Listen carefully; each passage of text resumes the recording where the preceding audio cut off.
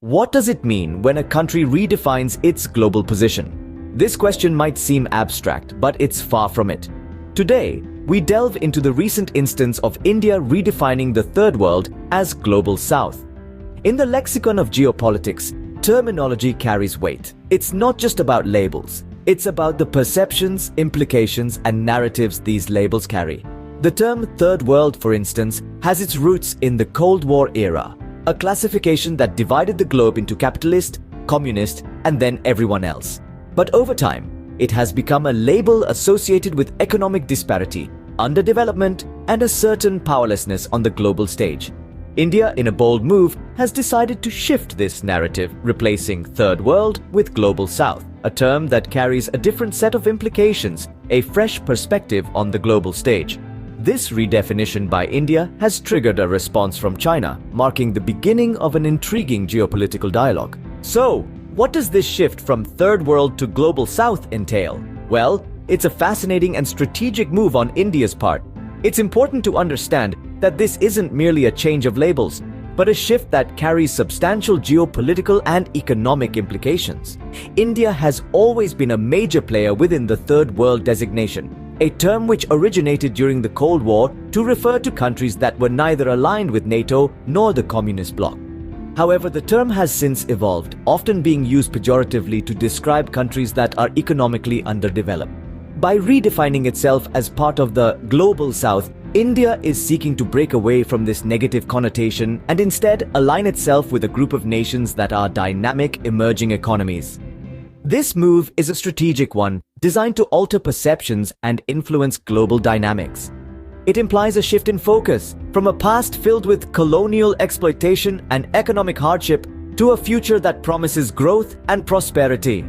It's about rewriting the narrative, shaking off the shackles of the past, and projecting an image of a country that is a global player. The Global South is a term that encompasses countries in Africa, Latin America, Asia, and the Middle East, which, despite their challenges, are increasingly becoming centers of economic growth and innovation. By aligning itself with this group, India aims to bolster its international standing and position itself as a leader among these emerging economies. Furthermore, the redefinition also carries significant geopolitical weight. In a world where power dynamics are constantly shifting, aligning with the Global South allows India to build stronger alliances with other developing nations and collectively negotiate for better terms in international forums. Clearly, this is more than just a semantic shift. This redefinition has far-reaching consequences. It signals India's ambition to play a larger role on the world stage and its commitment to forging a new path for itself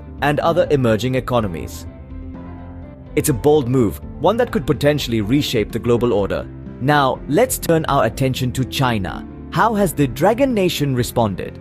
China's reaction to India's redefinition of the Third World as the Global South has been, to say the least, noteworthy. The Middle Kingdom, as it's often referred to, has not taken this transformation lightly.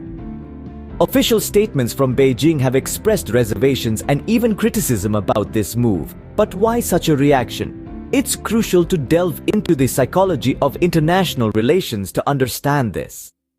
China, being a prominent player in the geopolitical arena, has always been conscious of shifts in global power dynamics. India's move is seen as a strategic maneuver to recast the narrative of global development and cooperation. It's a bold step that seeks to reduce the negative connotations associated with the term Third World, and instead emphasize the potential, the vibrancy, and the ambition of these nations. China, on the other hand, perceives this as an attempt to dilute its influence in the sphere of developing nations. The Dragon Nation has invested significantly in these countries, particularly in Africa and Asia, through its Belt and Road Initiative. Any move that potentially shifts the focus or the narrative away from its efforts is seen as a challenge. Furthermore, India's redefinition has a subtler implication. It symbolizes a shift away from a historically Eurocentric view of the world, something that China has been advocating for years. However, with India leading this change, it may feel that its role as a champion of the developing world is being overshadowed. This dynamic interaction between the world's two most populous nations is, without a doubt, an intriguing dance of diplomacy and power play. Each move, each statement, carries weight and shapes the future course of international relations. China's reaction adds another layer to this intricate geopolitical scenario. What could this mean for the world at large? Let's explore some possible outcomes. Firstly, let's consider the impact on international relations. This redefinition could lead to a shift in alliances and partnerships.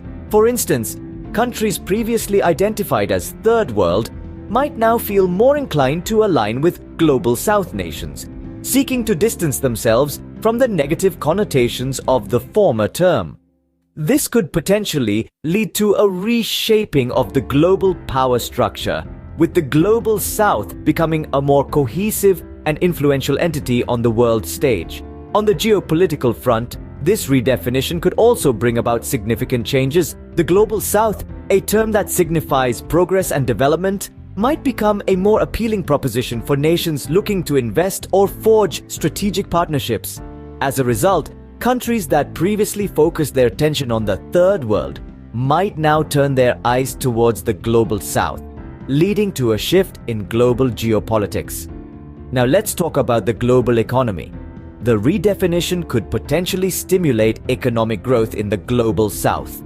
By shedding the Third World label, these countries may attract more foreign investment, leading to increased economic development. This could in turn lead to greater global economic balance, reducing the disparity between the so-called developed and developing nations. Finally, it's worth considering how other countries might respond or be affected. While some nations might embrace this change, others, like China, might react negatively, perceiving it as a challenge to their global standing or influence. This could potentially lead to increased tensions and conflicts, adding another layer of complexity to the ever-evolving global landscape. As we can see, even a seemingly simple change in terminology can ripple through the world, influencing international relations and global dynamics. In conclusion, the redefinition of Third World to Global South by India is far from a mere play on words. This move signifies India's attempt to shift the narrative and perception surrounding developing countries. It is a bold step towards repositioning these nations on a global scale, a move that has elicited a strong reaction from China. China's response underscores the tension that this redefinition has sparked, indicating the weightage and significance the term Global South carries in the international community. This change in terminology has not only stirred the diplomatic waters between these two Asian giants, but has also brought to light the potential for a shift in global dynamics. This redefinition could reshape international alliances and influence the distribution of global resources. As the world watches this unfolding drama, it becomes evident that the terms we use to classify and understand our world matter more than we might think. In the complex world of international relations, even a change in terminology can have profound implications. As we continue to observe these developments, it's clear that the dialogue between India and China will be influential in shaping the future of the Global South.